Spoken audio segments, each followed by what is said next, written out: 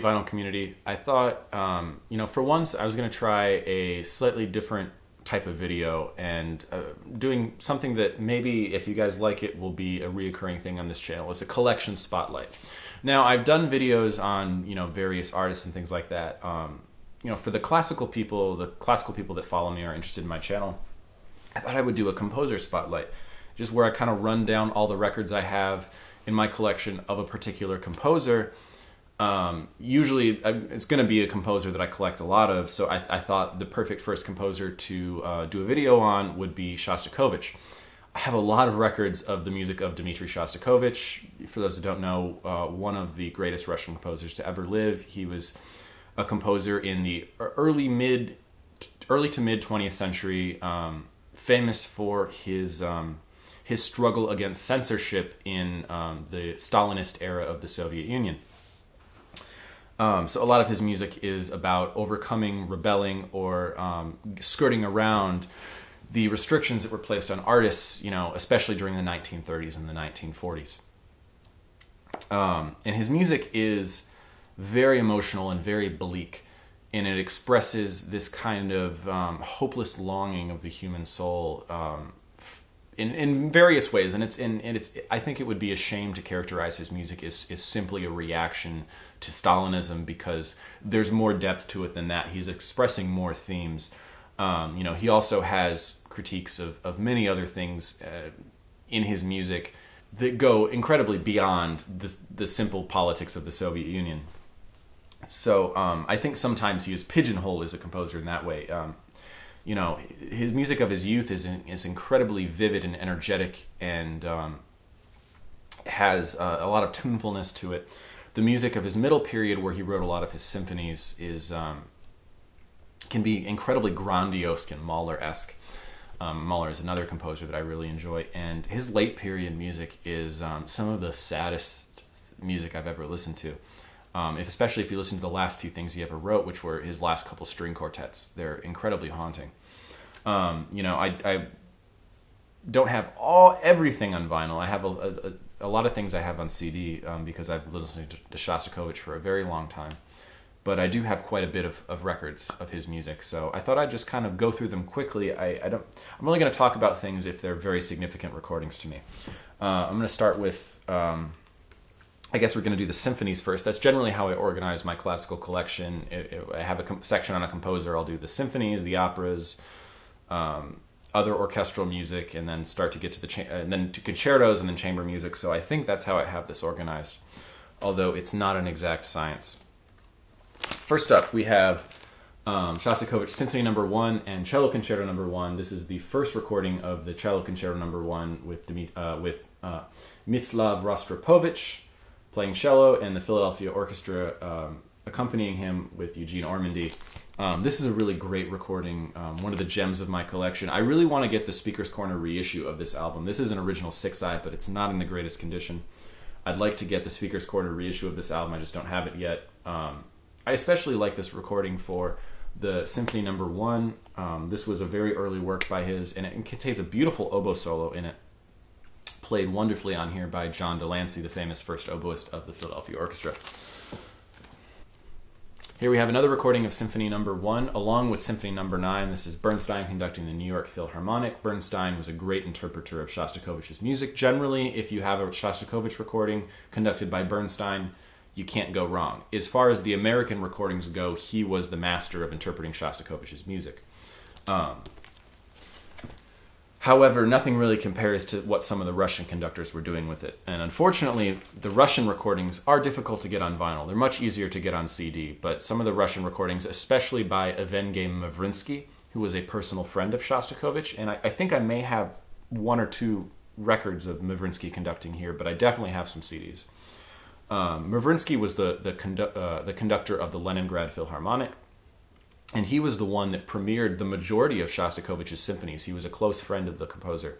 So if you're looking to get into Shostakovich, and maybe you've heard some Bernstein recordings, Bernstein's a great place to start, but if you really want to dig in, look at some recordings by Evgeny Mavrinsky, because he had one of the ultimate interpretations of his music.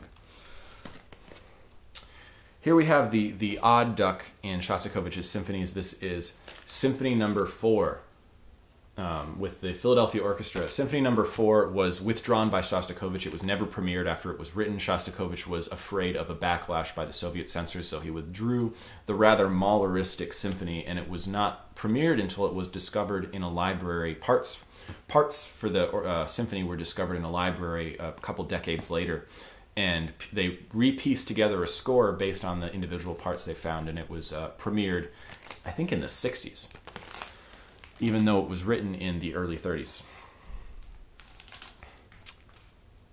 Here we have another recording of Symphony Number 4. This is with Andrei Previn in the Chicago Symphony Orchestra. This is a hell of a recording, very, very bombastic, as one would expect from the Chicago Symphony at this time. This is on EMI, so it's very good sound quality. And here we have the big one. This is probably the most famous Shostakovich recording ever made. This is Leonard Bernstein conducting the New York Philharmonic, Shostakovich Symphony Number 5. This was recorded right after the New York Philharmonic got back from a tour of Eastern Europe and the Soviet Union, where Bernstein performed this music for Shostakovich himself and met with the composer.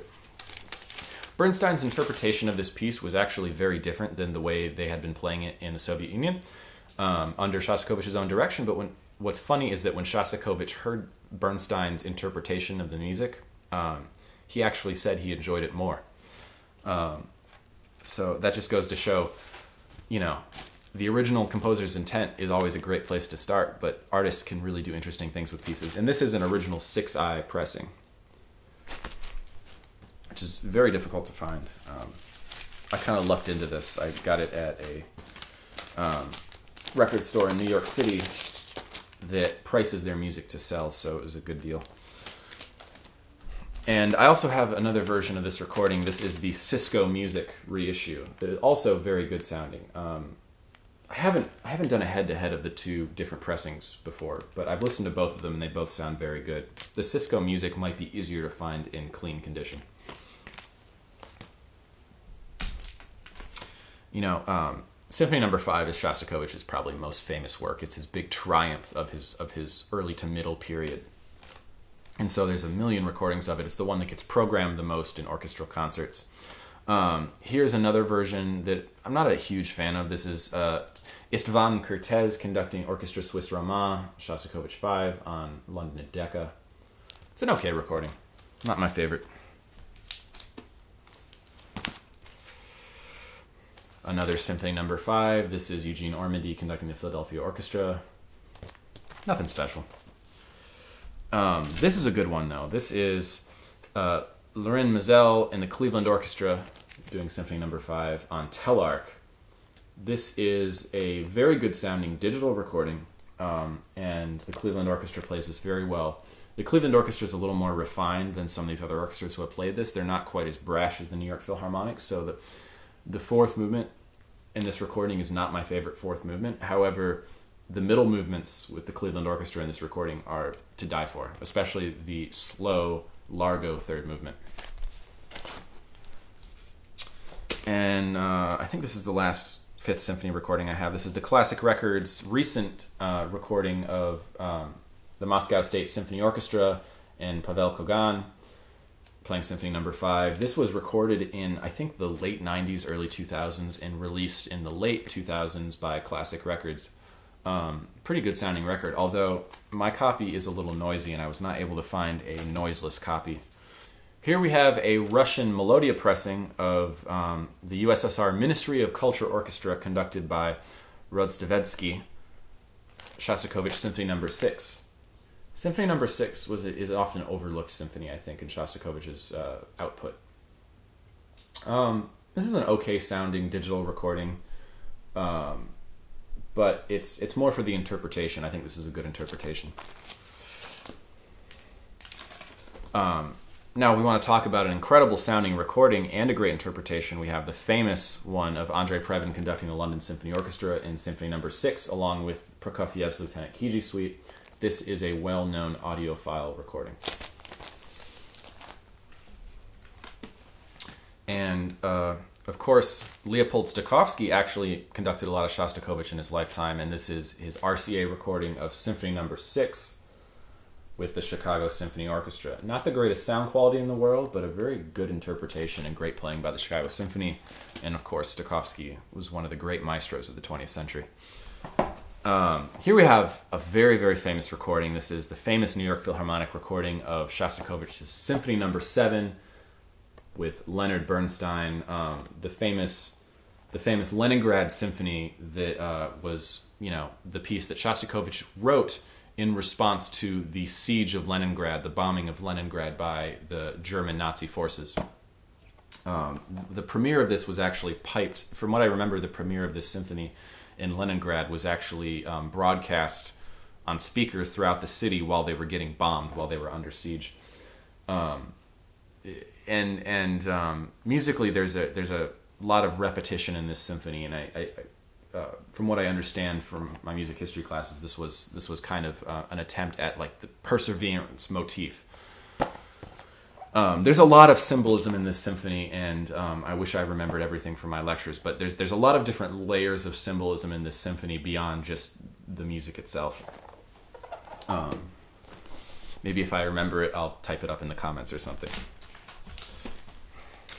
And here we come to my favorite Shostakovich symphony, and also my favorite recording of any Shostakovich symphony. This is Symphony Number 8, conducted by Andrei Previn in the London Symphony Orchestra. This is an incredible sounding recording, definitely an audiophile quality recording on EMI ASD 2917. Find this if you can. It's an incredible recording. Has one of the best English horn solos of any symphony ever. One of the best in the repertoire. This is such a brooding and moody symphony.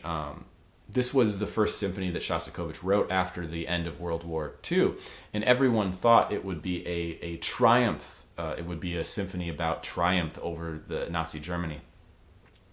And what resulted was this incredibly depressing, brooding, tension-filled symphony that was not really a resolution to anything at all. It expressed incredible cynicism. And everyone was kind of like, wait, what the hell? It was a controversial symphony back in the day, but the thing is, Shostakovich could get away with this at this time because he was such a celebrity thanks to the 5th Symphony and the 7th Symphony, that by this point in his career, he could take more risks as an artist just because of his fame. And here's another recording of Symphony Number 8. This is Kirill Kondrashin conducting the Moscow Philharmonic Orchestra. Always like to have the Russian recordings whenever I can.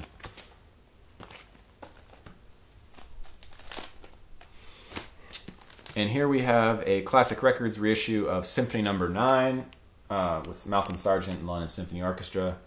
This is an okay recording. Symphony Number 9 is an overlooked symphony in Shostakovich's repertoire. It's kind of more of a joking symphony, a happy, jolly symphony. It's his least serious symphony. It's also his shortest symphony.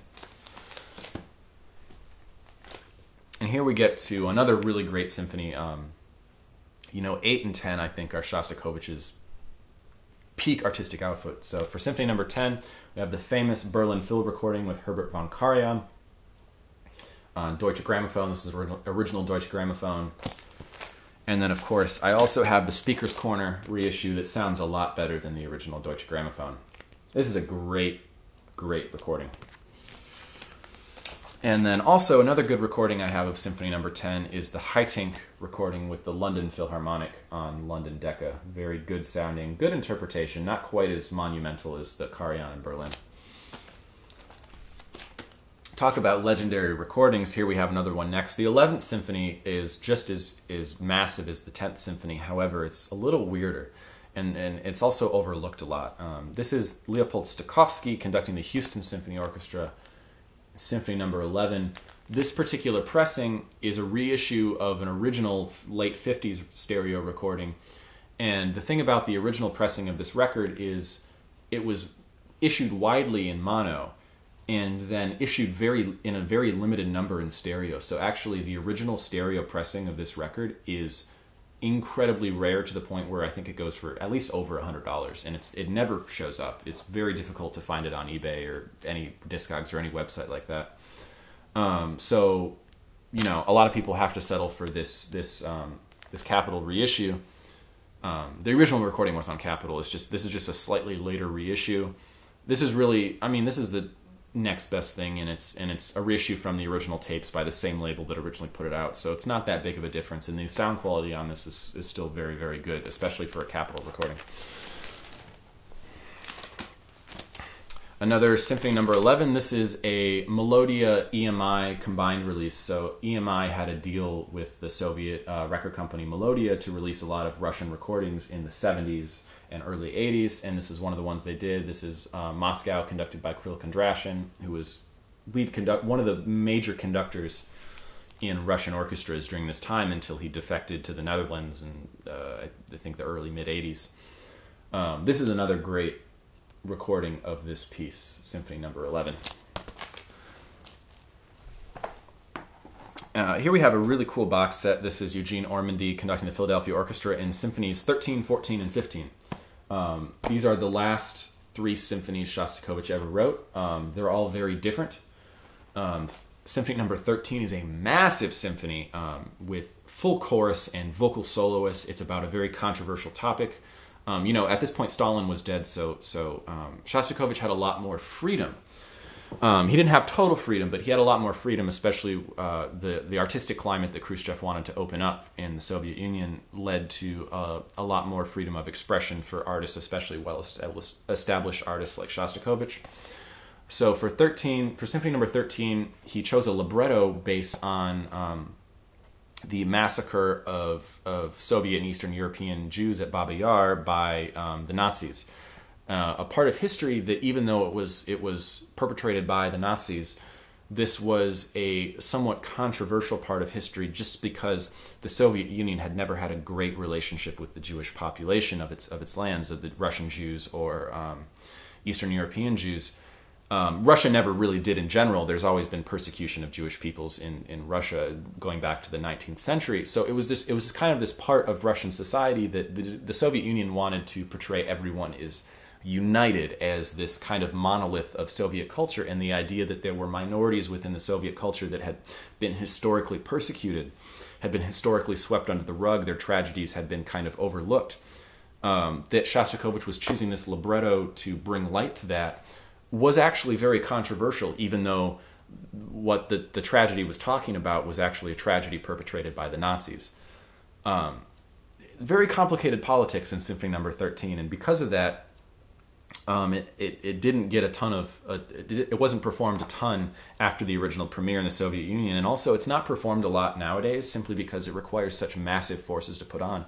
You know, a full choir, vocal soloist, it's very long, requires massive symphony orchestra. In many ways, it's similar to Mahler's Symphony Number 8, Symphony of 1000, in that regard. And then you have, you know, Symphony Number 14, which is almost a chamber symphony, along with Symphony Number 15. So these are very interesting end-of-life symphonies for Shostakovich. Another recording, this is a Russian Melodia and Columbia dual release. This time Columbia had a deal with the Russian label Melodia of Myslev Rostropovich, the famous cellist, conducting Shostakovich Symphony Number 14 with the Moscow Philharmonic.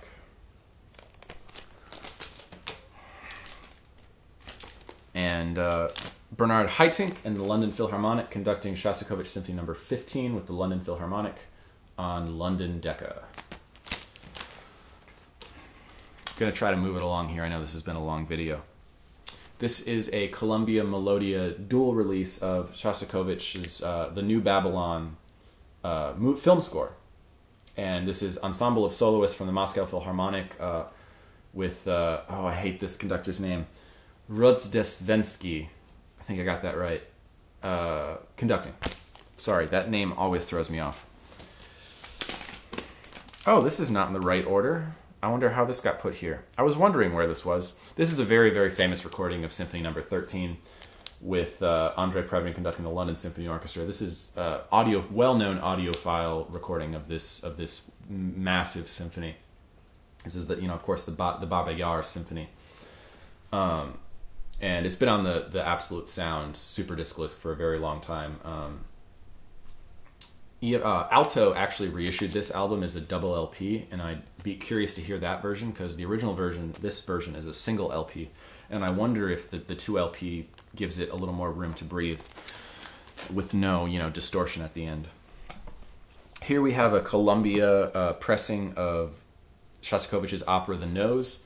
I've seen this live at the Met's Opera. It's a very comical, very funny, very satirical little opera. It's a short opera by Shostakovich. It's great music and a very humorous plot. Here's a very, very famous Columbia mono LP pressing of the violin concerto, the first violin concerto, the premiere recording by David Ostrach and Dmitri Metropolis in the New York Philharmonic. And here is a EMI ASD recording of Shostakovich Cello Concerto No. 1 along with the Walton Cello Concerto, the Bournemouth Symphony Orchestra conducted by Paavo Berglund.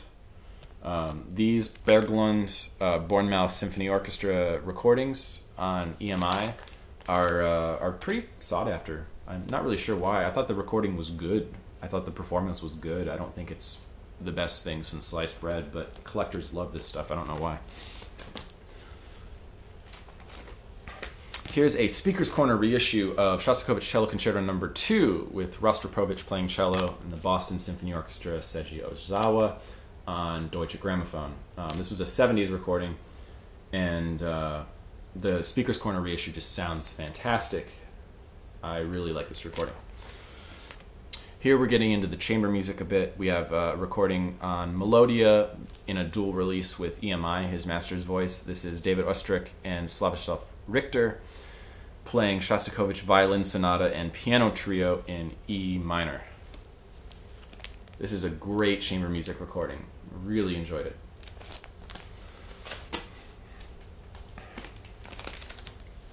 We have a Phillips recording of Shostakovich Piano Trio No. 2 along with a trio by Charles Ives. This is the Butte Arts Trio on Phillips. This is a digital Melodia an EMI dual release of Shostakovich Piano Quintet in G minor and String Quartets No. 7 and 8 with the Board and String Quartet. The Board and String Quartet were often the preeminent string quartet for any of Shostakovich's music. I think they premiered a number of his later works, and they've always been kind of the go-to string quartet for interpretation of Shostakovich. This is a digital, I think it's a digital remastering, of an earlier release. I wish I had the earlier release.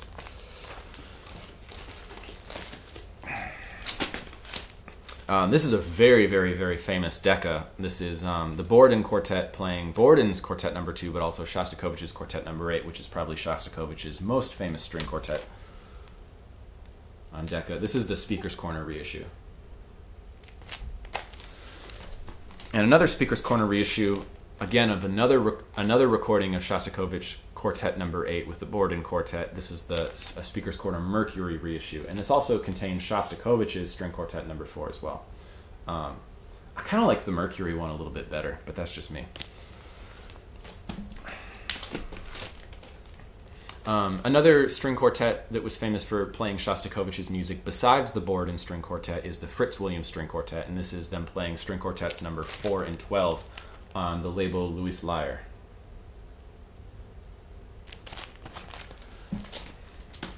And the last Shostakovich record I have is a RCA Red Seal recording of Roger Woodward, the pianist, playing Shostakovich's 24 Preludes and Fugues. Shostakovich wrote a lot of keyboard music early in his life, and this is a very interesting listen because it's very different from his symphonies. And that's it. That is all my records by the composer Dmitri Shostakovich. That is my first ever composer spotlight. Let me know if you liked this type of video, if you enjoyed me going through works by this composer that I have. And I'll try to do more when time permits. And if you don't like it, well then, we'll call this a failed experiment. But thanks for sitting through a long, nerdy video about classical music. I appreciate it. Like, comment, subscribe, do the YouTube thing. And I'll see you next time, VC.